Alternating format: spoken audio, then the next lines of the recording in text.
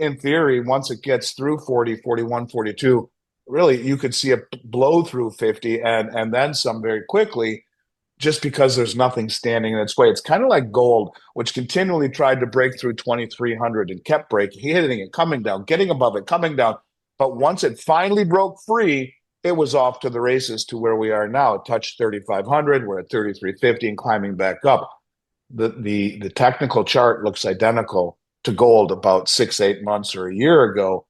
Silver does right now. So yeah, I expect big things for silver coming up. Silver's biggest story isn't happening on the charts. It's happening in the shadows of the vaults. The world's largest stockpiles are shrinking fast, and what's left might not truly be available. Powerful buyers with deep pockets are quietly withdrawing physical silver from the market, weakening the paper market's grip. If this trend accelerates, the price won't just rise, it could explode. London's bullion vaults, traditionally the deepest pool of silver, have shed over 300 million ounces since 2021, reducing their reported holdings from approximately 1.2 billion ounces to under 900 million ounces. Crucially, most of this remaining silver may not truly be available. AndySchectman, CEO of Miles Franklin, says the buyers aren't small fish. We're likely looking at wealthy sovereign players such as China, Saudi Arabia, India, and Russia, and deep-pocketed U.S. investors with access to inside information. They're moving physical metal out of the paper market, removing it from the supply that backs futures trading. That weakens the ability of big banks to short and suppress prices. Even billionaire Warren Buffett's famous 1998 silver purchase, 130 million ounces acquired for Berkshire Hathaway, sent shockwaves through supply. On paper at least, the world now appears awash in above-ground silver. Global silver ETFs and ETPs have accumulated over 1.1 billion ounces of silver in their vaults, as of mid-2025, a hoard nearly 50% larger than the entire above-ground supply cited in 2004. Schectman says if silver breaks above $40, there's almost no technical resistance until $50, and it could blow past quickly, just like gold did when it finally broke above $2,300. The setup now for silver resembles that of gold's chart just before its big breakout. Make sure to tune in for our expert analysis. Don't miss out on future content. Hit the subscribe button and turn on notifications to stay in the loop. Your support is greatly appreciated. You know, I've been beating the drum for the last 7 months that the deliveries into comex are unlike anything we've ever seen. In terms of gold, we've become a net importer. We've always been importing silver since we wasted all of ours and lost our strategic stockpile years ago. We have to import for manufacturing. But as it pertains to gold, most of my 36-year career, we've been net exporters. We have been a net importer since November. And I don't think there's any coincidence to the election and the understanding by the current administration that by letting the rest of the world drain the world's exchanges of the critical commodities, where the folks in Canada are saying, no, silver isn't industrial, it's strategic. And I agree, it is strategic. That these players, these countries like China, Saudi Arabia, India, Russia, and the like, are now sophisticated, coordinated, motivated, and wealthy, and they are using the delivery option against us and have been for a long time. And it's like all of a sudden there are people in this administration who have gotten wise to this, and we've seen a constant inflow of metal, both gold and silver and platinum, into the comex. A lot of it is leaving, and that's one of the things I want to talk about. A lot of times when we talk about deliveries into comex, people say, yeah, but it isn't leaving. A lot of it is. So let me start by saying most of my career, Ivan, I would say to people, less than 1% of contracts ever stand for delivery. And when I'm telling you the amount of gold coming into the country is unusual, we're talking by magnitudes of 100 unusual. I mean, ridiculously unusual, where you're seeing record-setting amounts coming in every single month, month after month after month after month, to the tune of north of $100 billion worth since November that we know of. Now, my guess is a lot of metal is coming in through proxy banks like Citi and Goldman and JP that are coming in to private vaulting systems outside the purview of the COMEX. But let's just focus on COMEX for a moment. The first 3 days of the August contract, just the first 3 days of this month's contract, we saw 20,160 contracts post. Now, I used to say less than 1% of those contracts would stand for delivery. Right. Ever. 100% of the 20,160 gold contracts, 100% of them stood for delivery. That's Really? 2,160,000 ounces. Now, you're talking $7 billion worth of gold in 3 days stood for delivery, and almost all of it left the COMEX. So, excuse me, I was doing a little research, and there's a guy on Twitter I want to give a shout out to, PM Bug, as in Precious Metals Bug. And he says, I looked at the totals for the COMEX daily silver stock reports for the last few days. He starts on August 1st, which was a Friday, then August 4th, 5th, 6th, and 7th. The first 5 days of the August contract for silver, we saw 1,721,192 ounces stand for delivery, Wow. post for delivery inside the COMEX ecosystem. Delivered 1,721,192 ounces. From that, 1,890,316 ounces were withdrawn. More silver was withdrawn from the COMEX market in 5 days than was delivered. Almost 2 million ounces. Now ask yourself this, Ivan. 2 million ounces of silver is not something you can put in a knapsack and scurry on off. You're talking several semi trucks worth. Who's taking it? Where's it going? But this is a pattern that we have been seeing in both gold and silver, literally month over month over month over month. And the interesting thing is, not only do we have zero idea who's taking it, Right. but there's zero commentary about it on anything mainstream. You would think something as significant as the United States, for the first time since World War II, when World War II ended, we took everyone's gold. It was part of the Bretton Woods Agreement. You give us our gold, your gold, we'll hold it for you safely, and you can, at any time you'd like, exchange it into get your gold back by giving us $35. So, in essence, we held people's gold. We would say, listen, you've been in 2 world wars, give us your gold. We'll pay you $35 for it. You can invest it back into treasuries. Not only will you not have to hold your gold, but you'll earn a yield on it. And anytime you want it back, we'll pay you $35, or you'll pay us $35. We'll give you back that ounce. So everyone sent us their gold after World War II. It's the most gold coming in this country and being delivered into the COMEX ecosystem since the end of World War II. But what's really crazy about all of this, to me, is the fact that all of this metal, lots of it, is leaving the COMEX and is Right. leaving it for greener pastures. And when you understand that once it leaves the ecosystem, it ain't coming back. Give you another little story about that. I have a client. We have 9 Brinks vaults around North America in our Brinks storage program. One of them is a COMEX vault. That's Brinks JFK. Okay. And the rest of them are not COMEX vaults. So I had a client who bought a whole bunch of 1,000 ounce bars, and I call a guy that I know in the industry, and he gets things directly from the Royal Canadian Mint, and he says, "Listen, I have all that you need in 1,000 ounce bars held at JFK." I said, "Listen, she really wants to keep it in Salt Lake City. She doesn't want it in New York City." He says, "I wouldn't advise that." I'm like, "Well, why?" Right. He's like, "Well, because once it leaves the COMEX ecosystem, and by the way, those bars that are in the vault there are eligible. Registered are the bars that are backing the contracts for delivery. So all the people that have metal in a COMEX facility like Brinks JFK or like CNT in Bridgewater, Massachusetts, or Delaware Depository, these are all COMEX vaults. These people have no intention of ever selling the metal, but it is eligible. It is eligible in the respect that it is in the ecosystem. It has been cataloged by purity, by serial number, by weight, and if they want to register it for open delivery, if anyone wants to, against those contracts, they can. So in other words, the eligible metal, most of the people holding it have no intention of ever selling it. Right. In any case, so that would have been eligible. So the guy says to me, "Listen, you're talking a couple $1 billion worth, and if you move it to bring Salt Lake City, it'll be outside the COMEX ecosystem. It'll have to be reassayed to come back in." I'm like, "Well, that's stupid as hell, man." I'm like, bro, it's going from Brinks JFK, which is COMEX, by Brinks truck to Brinks Salt Lake City. No one's ever touching it but Brinks. Why would that have to be reassayed? Doesn't Right. matter, he says, because once it leaves the ecosystem, it has to be drilled and assayed. Now think about that when you're talking 2 million ounces in 1,000 ounce bars, Right. right? So you're talking 2,000 bars. that would have to be reassayed in order to get back in. This is costly. It takes time. They're never coming back.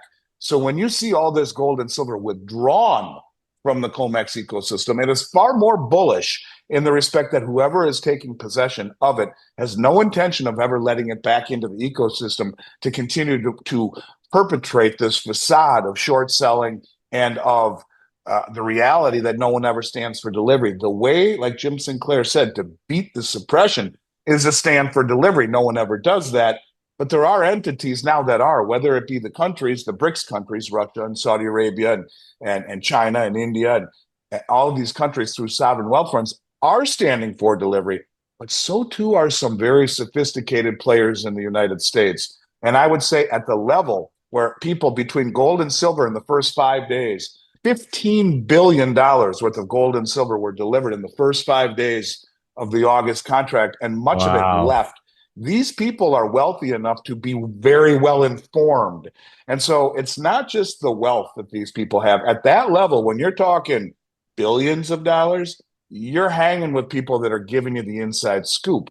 So they're well informed. These are the most well funded and well informed traders on the globe who have spent north of 100 billion that we know of in bringing metal in, a lot of it leaving now. Who the hell are they? And why is it so important for them to remove the counterparty liability of leaving it in the ecosystem? All of these things betray the suppression of the paper price, which is the ultimate tool of misdirection. Nothing to see here. Silver's not doing what you think it should. Keep on moving. AndySchectman says the delivery process is starting to reveal a game the bullion banks have played for decades: rehypothecation. For years, almost no one bothered to take physical delivery. Now, large, sophisticated buyers are doing exactly that. If physical shortages become apparent, it poses a direct threat to banks that hold metals without actually having them. China plays a significant role in this shift. Schectman notes that they're bypassing exchanges entirely, buying directly from miners, often at above-market prices, before the metal ever reaches the open market. That keeps supply out of public view. According to sources cited by Zero Hedge, China is even buying unrefined silver concentrate from Latin American producers, essentially locking up silver before it's refined.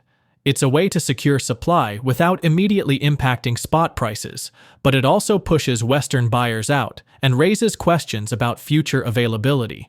This isn't a new move for China. Schectman says they've been quietly accumulating silver for decades, which has kept prices artificially low. He argues that price itself is being used as a tool of misdirection. While the charts suggest a calm market, the most prominent players are scrambling to lock in physical metal before any crisis makes it unobtainable. Let's get back to the interview. Well, I would like to Right. hope that it is Secretary Bessent acting on behalf of the Exchange Stabilization Fund under the auspice of national security. Therefore, he doesn't need to say shit about it to Right. Congress. It'll come out eventually at some point. But you have to ask yourself, $100 billion, really? Is it Buffett? I mean, is it Yeah, that's what I Bezos? thought too. Is it Elon Musk? Who is it? Whoever it is has very deep pockets. The fact we hear nothing about it tends leads me to believe that this is deeper than we think. And if you realize that we have been losing this race to the rest of the world, standing for delivery, bleeding dry the LBMA, literally to where in 140 years since they started keeping records, it's a 140-year-old exchange, that they have the lowest amount of silver that they've ever had there, 155 million ounces at the LBMA, which is the lowest they've ever had, but they trade 190 million ounces per day. They have a 155 million ounce float. But David Jensen, who I think you should have on your show, does as good of a job as anyone talking about the LBMA, says, no, no, no, no. They trade 190 million ounces. Those are final posted numbers, but they've admitted to trading 10 times that amount during the day. They only post the final numbers. So in other words, he's saying they're trading upwards ends every day of 1.9 billion ounces, 3.5 times annual global mine supply, Jeez. 15 times the float. The same thing. Right now, you have the head of the Japanese Metals Association. He was the guy that ran ICBC, the Chinese bank, on the Japanese exchange. He's a very smart man. I forget his name right now, that's irrelevant. But last week he came out and he said, look, there is no platinum on Comex or on in Switzerland, yet they're trading 3 million ounces a day in spot contracts that are deliverable. This is the game that is being played, that is being exposed by the rest of the world. This is why, for the better part of the first half of this year, the LBMA has said, yeah, we're a T+1 exchange, meaning T is a trade day plus one is settlement. The third day, the bar should be moving to your account. Right. But there's a shortage of manpower in trucks, we're told by the Bank of England. So it's T plus 8 weeks. We're sorry for the delay. That's like you got caught with your pants down and you're trying to source the metal at some point. So you're giving yourself an 8 week runway when it's supposed to be T+1. This is what's happening when rehypothecation is exposed through the delivery mechanism. No one ever stood for delivery, like I said at the beginning. Less than 1% in my entire career were people standing for delivery. And I always thought about it when Jim Sinclair said that. I'm like, yeah, fuck, how the hell is that going to happen? But it's true. If more and more and more of these large entities stand for delivery, the inability to cover naked short contracts becomes real and becomes existential. It's a threat to these banks. So at some point, these banks have to understand this to know that they have been outed by the rest of the world who understands it. I'll give you an example. The BRICS Grain Exchange, the folks that are building the bricks, they Right. developed a grain exchange. And the guy that's running it said, we produce and consume more grain than they do in the West. But we can't control the price at all. It's controlled on COMEX. But with the development of this grain exchange, that will change. Now, Wow. if you don't think they know what we're doing with precious metals, I got a Oh, bridge they to sell do. you. Yeah. And they're using it against us. If these sons of bitches want to suppress the price, the King Kong on Twitter, who's fantastic. I think he's one of the best out there. He says China's doing it too. Don't sell your silver. They're suppressing the paper price in the West and going all around the world and buying from exchanges that do not affect price. Buy as much as you can, but the price isn't affect because you shorted it in the West where the price is listed, where the price is made, and then you buy it up everywhere else at subsidized prices, including going, as Vince Lancy says, to Mexico and buying up anything they can before it's even called silver, which he means doré and concentrate. Right. But they're doing the same thing in Peru, where they're going directly to the miners to completely disintermediate the marketplace and buying doré and concentrate and shipping it back to China for refining. Now, this is the number one producer of gold in the world and the number two producer of silver in the world. And yet they're going all around the world and buying doré and concentrate from miners directly to disintermediate the marketplace. If silver and gold was just an archaic relic of the past that meant nothing, and they are the largest producers, and why the hell are they flying around the world and buying gold and silver in impure forms, whether it be a sludge concentrate as a byproduct of the mining process, or the doré bars, which are impure bars that get sent from the miners to be further refined and purified? They're buying that directly from the miners, not letting it hit an exchange, Right. buying it, paying double what the West will, and shipping it back to refine it themselves because they understand this is a race. It is a race to accumulate rare earths, precious metals, farmland, Yeah. oil reserves, everything you can think of, base metals, anything. And that's why China bought the London Metal Exchange, which is not the LBMA. It's the exchange that sells all the base metals like copper. Well, that might be considered precious. Let's say like lead, like zinc, tin. All of that stuff is traded on the London Metals Exchange. And then they're building warehouses in China to stockpile all of the contracts, the metal Wow. that are backing the contracts, but they own the exchange. See, they think much deeper than we do, and we think in terms of minutes. They're thinking in terms of decades, and they're positioning themselves for what ultimately is a race to secure the world's commodities before the shit hits the fan, whatever that is. Right. And they're succeeding, and they're doing it off of Comex. So I would leave you with one statement, and that is price is the ultimate tool of misdirection. They misdirect the public with price and rhetoric while they're able to pickpocket not only the LBMA and those that are pickpocketing the COMEX. At the same time, they're going and buying the stuff before it even hits the marketplace all around the world, which is disintermediating the price, the marketplace, and the understanding of the marketplace to know just how much they really are buying it which is far more important than price because it signals just how important it is Right. strategically to them. What's unfolding in silver right now is less about daily price moves and more about a structural shift in how the metal changes hands. Significant accumulations are taking place outside traditional exchanges, with physical bars quietly removed from market circulation and locked away in private or sovereign holdings. While official narratives frame above-ground stockpiles as abundant, the pattern of direct off-market purchases tells a different story, one where accessibility could evaporate long before the charts reflect it. If these quiet withdrawals continue, the leverage that paper contracts hold over physical silver may weaken beyond repair, setting the stage for a market revaluation that catches many off guard. Could this behind-the-scenes consolidation be laying the groundwork for a sudden and irreversible repricing of silver? Share your perspective in the comments section.